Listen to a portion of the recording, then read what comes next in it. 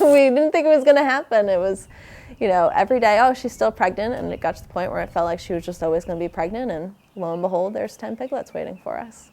We started looking for farmland about 3 years ago.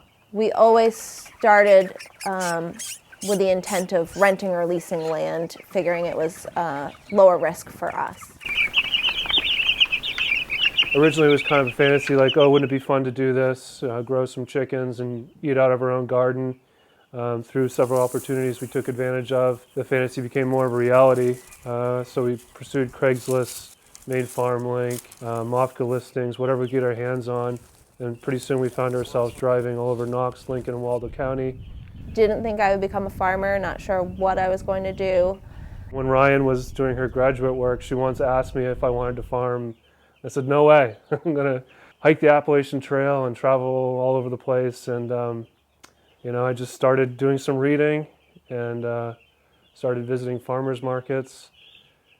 And the rest sort of fell into place. I really love working with livestock, so it seems to be a natural fit. I've always been someone to work outside.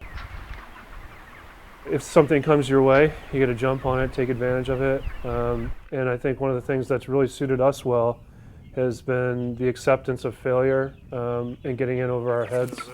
Unless we come back for it later.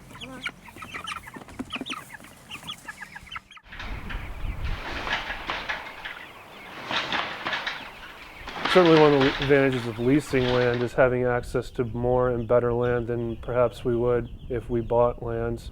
When we were shopping around, I think the biggest parcels we were looking at were maybe 40 acres, with like a 10 to 15 acre pasture. So having access to good land where we can produce livestock is huge.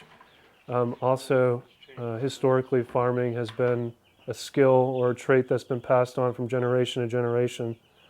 So as a first generation farmer striking out on my own, I need that resource of equipment and knowledge to rely on.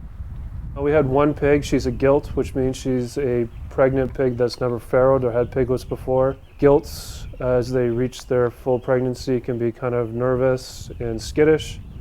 I think with a lot of people around, she sort of just went through her hog paneling and her enclosure and found some woods that were appealing to her, and so I just grabbed a bucket of grain, kind of shook it, talked to her, gave her some scratches, and sort of redirected her to where she needs to be, and she's been fine since. And she just farrowed 10 piglets, so all is forgiven.